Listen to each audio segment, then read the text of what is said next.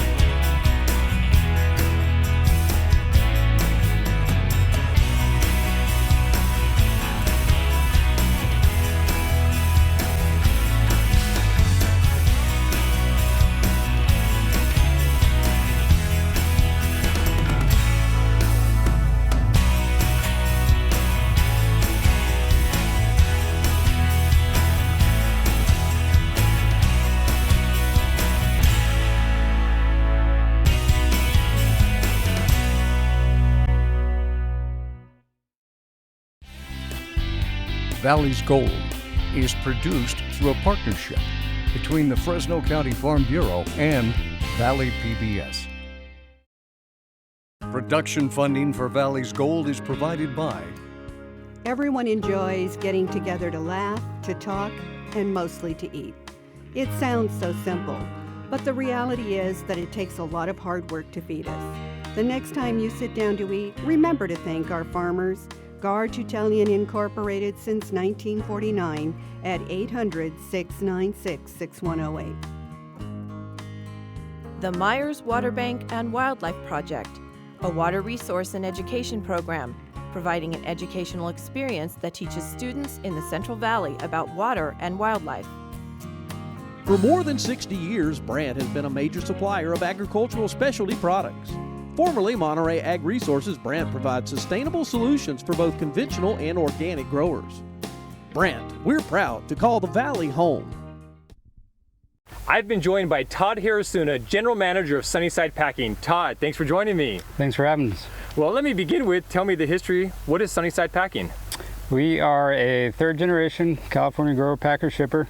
Back in 1948, my grandfather founded the company with two other partners, and we've decided to stick with row crops and dry vegetables. So we grow it, we pack it, we ship it, we sell it. Oh, that's fantastic. You're now more on the younger side of the average age of a California farmer. How'd you come back into the business? Yeah, it's kind of funny. In high school, I worked at the cold storage. I knew I didn't want to put orders together the rest of my life and ship those. And then finally, when I graduated from high school, my dad finally let me do some time on the ranch. And that's where I fell in love with ag. Had a definite desire to plant something and see it out, harvest it, and see the whole process through. Well, that's great. So you're here today to be my squash expert. And I'm going to be blunt. I don't know that much about squash. And I know there's a lot of different varieties. There's kind of two main overall categories. I'm assuming. Could you explain those? So there's summer squash, which a lot of times people think of summer squash and they think of maybe a patty pan or a yellow starburst or something like that, but it's actually, the classification includes zucchini, yellow squash, there's crookneck, straight neck, there's gray, mixing gray squash. Okay. There is the patty pan, there are starbursts, there's one called the 8-ball. It looks like a green cue ball. So that's kind of your summer squash category, and then there's winter squash, which includes butternut, spaghetti, acorn, kabocha, banana. Technically, I think pumpkins kind of fall into that realm, and then all your gourds that you see in the fall time. Now, the field we have behind us here, what type of squash are we looking at? We have butternut squash, and then it's mixed with a little bit of spaghetti squash as well. Okay, and those have become very popular lately, kind of one of the more trendier foods. They have. I'd say maybe 3 years ago, butternut, from a sales perspective, comprised the most volume. But the last couple of years, we've seen an enormous growth in spaghetti squash. So now, the last couple of years, spaghetti's actually outsold butternut 2-to-1. Well, let's talk about this growing process. What do you begin with? What time of year are these seeds going or transplants going in the ground? This crop behind us was transplanted right around the 1st of April. Okay. Typically our target date is the 15th to 20th of March. So we'll take the seed and we'll ship it over to the greenhouse.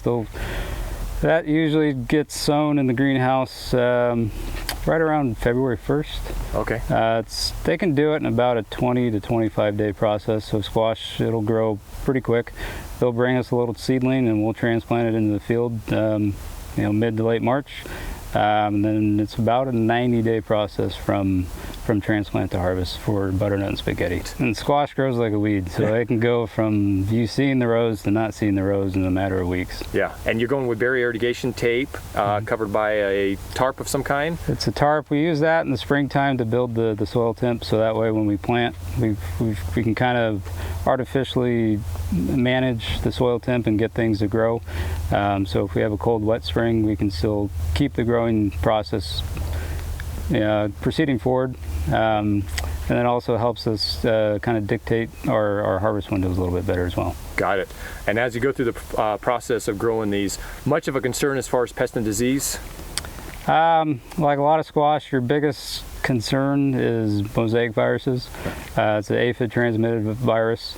It can just decimate a field. In doing my research about squash, one thing I had no clue about is we think of it as a vegetable, but from a technical classification standpoint, it's actually a fruit. It is a fruit. There's a lot of veggies that people think is veggies, but are fruit. But like most fruit, you can use it multiple ways. Yep. So even taking the seeds out, roasting the seeds, having fun that way. It's a nice low calorie protein snack. But a lot of what we grow and a lot of what we think of as vegetables are indeed fruit. And Todd, does squash require the pollination services of bees? It does require the pollination services of bees. So there's actually male and female flowers on a squash plant. For people at home, the easiest way to differentiate the two is the flower at the end of a piece of fruit, that's female. The male flower just has a stem with the flower at the end. There is no fruit attached. So typically in the springtime, your females will set first, and you have a little bit of lag time between then and when the males come out. Once the males start to come out, then we'll bring the bees in and they just transfer the pollen back and forth. Harvest season. When is harvest season and how long will that take place over? So some of the more bush varieties, these are vine type varieties behind us. The bush varieties would be like kabocha squash, acorn squash. Those are only about a 60-day plant to harvest window. Okay. So typically you'll see those right around Memorial Day. And then we go from Memorial Day, we'll go through here harvest wise, maybe through mid to late July. Then we actually have some growers up in the Stockton Merced area that will fill that gap between our spring and our fall crop. Got it. Okay. And then when we look at the actual harvesting process, how does it take place? How do you harvest this? Is it much different than other squash? It's a one-time pick, so unlike summer squash where you're picking it on a regular basis, it's pretty much a one-time pick. So naturally the plant will want to start to fall down, then we'll water stress it as well just to get the sea of green to kind of come down and be able to see the fruit. So we'll come in with just regular garden pruning shears. They'll cut the squash, we'll windrow it, let it sit for a day because it's going to leak a little bit on the stem, so we'll let it sit for a day, come in and we'll put it into plastic fruit bins and pack it. I know during your tenure at Sunnyside Packing, you've been very involved in the food safety aspect of things. Speak to that a little bit. We don't want to sell or produce anything that we wouldn't eat ourselves. So it's a big commitment, it's a big investment. Both financially and just time and resource, but it's people expect and they deserve to be able to buy and consume a safe product, and it's our job to do that. So it's we have the people in place, the practices in place to make sure that day in day out we're doing everything we can to control the safety and quality of the product. Absolutely. And the one thing I want to end with, this is obviously a special dedicated to squash, and there are so many different types of squash, but the two behind us here, what's your favorite way to cook them?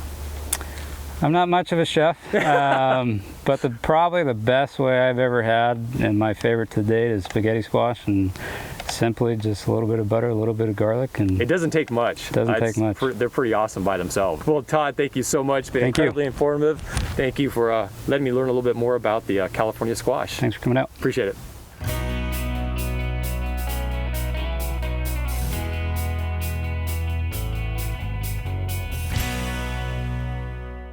I've now been joined by Joe Santiano, field representative for Sunnyside Packing. Joe, thanks for joining me.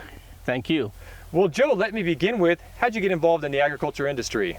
Oh my goodness, for many moons ago, I started doing a little farming of my own. Okay. I grew onions, I grew zucchini, squash also, a few peppers, and then I kept farming, and I had the kids help me. My kids helped me out.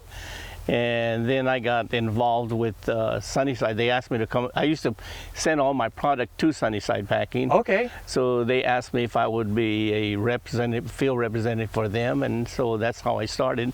And I've been doing this for 22, 23 years here for Sunnyside. Wow. Well, that's fantastic. And we're in the middle of an absolutely gorgeous squash field. But what's going on around us? I don't have a clue what these plants are. Oh, they're zucchini. They're called zucchini squash, and some people call them Italian squash also. So, you know, it depends. The Italians want to claim it, the Mexicans want to claim it. So yeah, and it's right now they're in the middle of harvesting, and we're almost getting down to the end.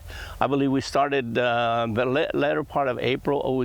We planted them in March. Okay. Around maybe the 20th or so of March, around the end of March. And then we started harvesting the end of April. Okay. And we keep going. We harvest every other day. We'll, if we have, say, that this field here, we'll train it. Say we got 20 acres, we'll pick 10 acres, and then we'll come back and the next day and pick the other 10, and then we come back and pick the other 10 that we picked. So we keep rotating. So just a consistent process to go through this field. Yes, it is, because we cannot harvest a whole 20 at one time, you know, so we have to train it. And then the way we train it, sometimes we have to let some of the squash go, and we'll lose some of it, because in the process of training it, we can't, you know, we cannot keep up with it. So we have to come back and get it. And then we pack this in 4 different sizes: extra fancy, medium, and a bushel and a ninth. Okay. So the most popular one is the fancy. And these are based off of size, then? The alpha size, yes, okay. yes. They're about 4 inches extra fancy. The fancies are 6 to 8, and then the mediums are 8 to maybe 12 or so. And as anybody knows that has a backyard zucchini plant, those things grow incredibly fast. So you talked about going through this field every other day, and the difference between 4, 6, and 10 inches isn't too many hours in between those different sizes. No. I'd say the hours are probably about 18 hours to come back around. You better be sure you come back around, otherwise you're going to pick a lot of the bushel and a ninth squash. Yeah. It gets big out. And like I say, the bushel and a ninth mostly goes to the the food safety, the restaurants, so they cut it up in the back. Got it. Okay. Yeah. And it's kind of a quick turnaround. That transplant goes from little tiny plant to harvest in about 45 days, or give or take? Right, like now, if we were planting now, it would be like 38 to 40 days. Wow. Okay. In the fall, in the springtime, it does take about 45 to sometimes 50 days, pretty close, depending. Yeah. You know. And one thing that is important to talk about, we talk about this gorgeous field and uniformity, but there's a couple cultural things you're doing from the very beginning. This is number 1 on buried irrigation tape. So the very uniformed, and you're given just the amount of water that these particular plants need. That's correct. And we start out with making the beds and laying the T-tape down at the same time. The T-tape's probably down here about 4 to 6 inches, depending on how the farmer wants it. Okay. I like 6 inches down, but I don't know how deep these guys got this one, but it seems to be doing okay. But explain the process that we happen to be in the field today when they're going through and actually physically harvesting it. It's all hand harvest, and then it's field packed. Yes. Explain that. And right, and we have a crew, I believe, of 14, and then it's 6 on top of the machine, and the pickers are going and they're picking it, and they try to pick the right sizes, and not leave the extra fancies for next go around. Yeah. Okay, so it's kind of a deal to train the workers. And then, of course, they go on the conveyor belt. Yeah. And what we do, we go one step further. We trim the stems of the squash. Okay. Make it look really nice. Uniform length and. Mm-hmm. So then when it opens up, the box opens up nice and beautiful. And there's a lot of sensitivity, because zucchinis have a fairly thin skin on them. You don't want to get any scratches or blemishes, because obviously that's problematic. That's right. The gloves on and everything, so the nails don't scratch it. Yeah. And make a scratch on it.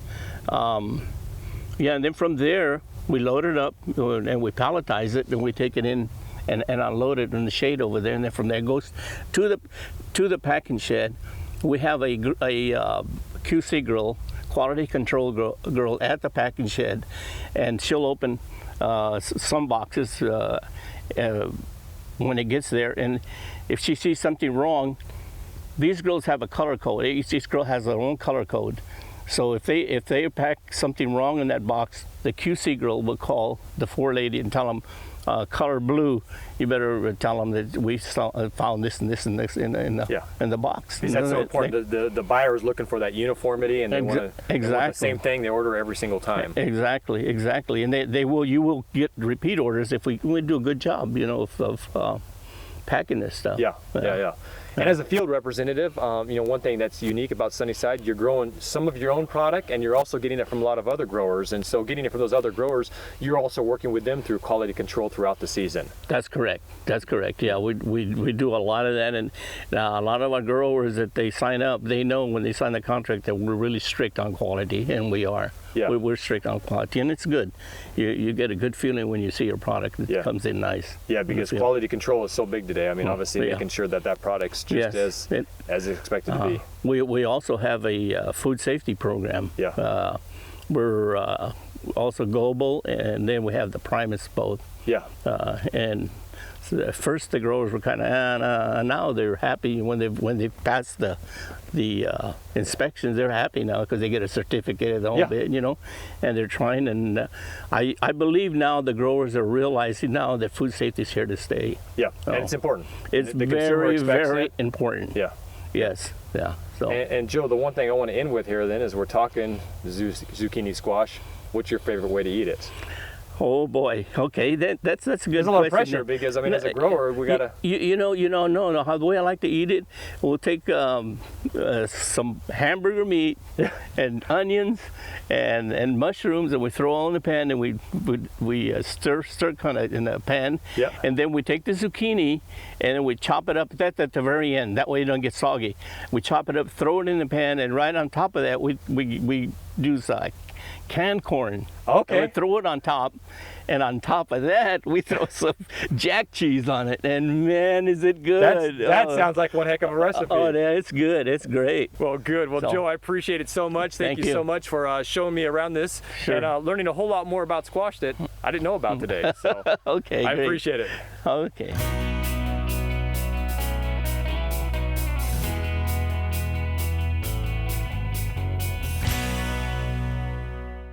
I'm at the Community Food Bank in Fresno, and we have Candace McAlevey, who is the nutrition educator here. Candace, thank you so much for joining me. Thank you, no problem. Well, first off, how long have you been with the Community Food Bank? I've been here for 1.5 years. And how did you ever find the job doing nutrition? On the internet, I was looking for it. No, my background is in kinesiology, and I also have my master's in health education. So that's kind of how I landed myself here. Oh, fantastic. So it's right up your neighborhood doing this kind of work. Yes, it is. Well, we're in a middle of what I would kind of consider in the old days to be considered a taco truck, a food truck. But it's an absolutely gorgeous kitchen for you to be able to demonstrate a lot of different things. Yeah. Tell me about this truck. Yeah, so this is the taco-less taco truck, as I call it. So this doesn't have tacos, but it does have nutritious food on it. And what I do is I take it out and do on-site cooking demonstrations, and I show folks how to eat a little healthier by putting more fruits and vegetables into their diets. And the simpler way of this is the Now truck, nutrition the Now on wheels? Vehicle, yes, the Now vehicle. So it's short for nutrition on wheels, or the Now Vehicle, yes. Oh, that's fantastic. Yeah. Well, you're here to be my demonstration on, this truck is really to highlight a lot of the different crops we produce here in the valley that a lot of folks may not know how to cook at home. And we took 2 of those crops today. We're doing a summer and a winter squash. Okay. And there's a lot of squash we produce here, but people don't know how to cook it right. And so you're going to give me a demonstration of 2 of these that we have. Yep. And the first one we're starting with is a winter squash. Yes, and butternut squash, yes. And I think that's one of those things that we love eating at the restaurants, but a lot of folks just don't know how to do it at home. So you're going to give me a simple recipe that we can then use to do ourselves. Yep. Well, let's get started. Alrighty, so this is a butternut squash soup. And this is super duper easy. It only has this much ingredients. So we have what, 1, 2, 3, 4, 5 ingredients. 5 ingredients. Yes, very easy to do. So what I've already done beforehand is I've already cut up some butternut squash, but real quick I'll show you what it looks like before we cut it. So this is it. This is a butternut squash. Very simple, yeah. Yep. So all you do is you're going to cut it up, you'll take off the skin, cut it up in chunks, and then you're going to have, that's the end result right there, is the chunked up butternut squash. And that's one thing we're lucky of, like I said, during certain times of year, very available here in the Central Valley. So. Yep, definitely. So I'm going to put this on about a medium. We're going to go ahead and get our butter in there. This is about 2 tablespoons of butter. Okay. Unsalted butter. I'm going to throw that away. And then we're going to put in our onions. Yep. Okay. Onions. About a medium onion. You're going to have a little chop in there. And it's okay, you don't have to have it too fine because you're going to be blending this up. Okay. So what we're going to do is we're going to saute all this up, and then we're going to put it in the blender, and then bring it back to the pan, and it's good to go. This takes about 20 minutes, so this is super easy. Definitely an easy winter dish. So we got that going a little bit. Now we're going to go ahead and add our squash. And we're just going to saute this up a little bit. Yeah, the color of that is obviously gorgeous, and that's one thing about butternut squash soup. You got a great presentation to go along with a great dish. Definitely. And I'm sure if you want to make it a little creamier, you could add some half and half, some cream to it. Okay. But if you wanted to make it a little, lighter in calories and fat, then you can just stick to the chicken stock. Got it. Okay. So I'm going to go ahead and add that now. This is about 4 cups of chicken stock. Great. But because of the magic of TV, we're able to But because of the magic of TV, yes, we have some already ready. So we'll go down here. So I have the whole mixture in the blender. So we're just going to blend it up a little bit. And that was after 20 minutes. That was after 20 minutes, yes. Takes a minute for it to blend up a little bit. And then we have there we go. What looks just like a soup. Yep, looks just like a soup. So go ahead and dish this up for us. Fantastic. And so when I'm normally out at a food demo, like if I'm at a food distribution or at like a school, this is how I normally do our food demos. Okay. Just I'll put it up in these little cups. Single serve cups, yeah. I'll grab one of these here then. Now, let me know how it tastes because I haven't tasted it yet. Awesome. Was it? Yeah. Yeah, okay, so that's fantastic. Good. Well, like I said, I'm already on the side. I knew I was going to like it because I love butternut. So we're going to jump over now to our summer squash. Summer squash, and we obviously learned through this episode of the difference between winter and summer. So what is going to be the one that you're using for the summer demonstration? So this one's going to be yellow squash. Okay. So what we're doing is we're going to be making a yellow squash Parmesan crisps. So I'm just cut up some squash in like little rounds. Little rounds, to make little crisps. And these are uncooked. These are uncooked. Yep. These are uncooked. And then what we're going to do is we're just going to pour a little olive oil in there. Yep. Just a little bit to coat it. So just a little bit of salt and pepper before you put it in the mixture. Okay.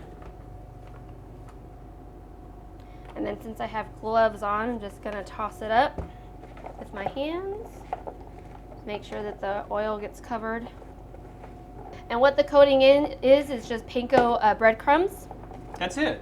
Oregano and Parmesan cheese and some garlic powder. That's it. Oh, wow. Yeah.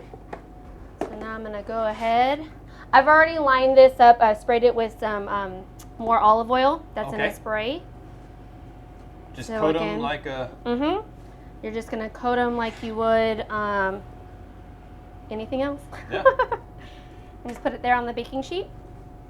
And how long do you need to let it cook in the oven for? It's going to be at 400 degrees for about 10 to 15 minutes. Okay, so actually very quick. Yes, very quick. Again, because you are so prepared here, you have some excellent demonstrations. Magic of television, yes. You have some excellent demonstrations here. There you go. And so this is a perfect demonstration of what you can do with a local squash. Yep. Better than any chip out there. Good. Well, thank you. I love the crispiness of it. And obviously, by doing the thin slices, you're able to get that crispiness to it. Right. And with the bread and the Parmesan, you get that lightly toasted taste to it, which is fantastic. Definitely, yeah. And that when you're baking it too, and just doing a little olive oil, it's also a lower fat, lower calorie side dish. So, but you still get crispiness without really frying it. Well, Candace, this has been awesome. Thank you so much. It's just so great to see that we have all this in our backyard here, and it's so easy to do something with. I think for so many folks, they just don't know what to do with it, and you really helped enlighten me about what we can do with our squash here we grow locally. Definitely. Well, thank you very much. Well, thank you. And I hope you'll join me next time for more Valley's Gold.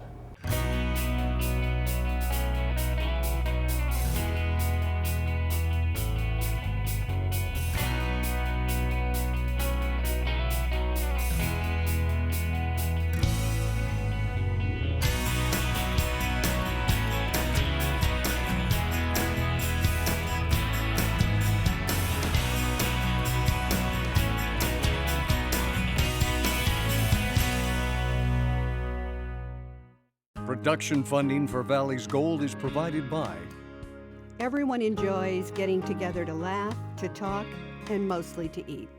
It sounds so simple, but the reality is that it takes a lot of hard work to feed us. The next time you sit down to eat, remember to thank our farmers, Garge Italian Incorporated since 1949 at 800-696-6108.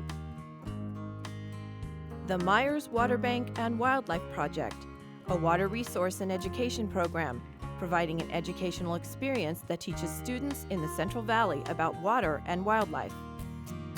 For more than 60 years, Brandt has been a major supplier of agricultural specialty products. Formerly Monterey Ag Resources, Brandt provides sustainable solutions for both conventional and organic growers.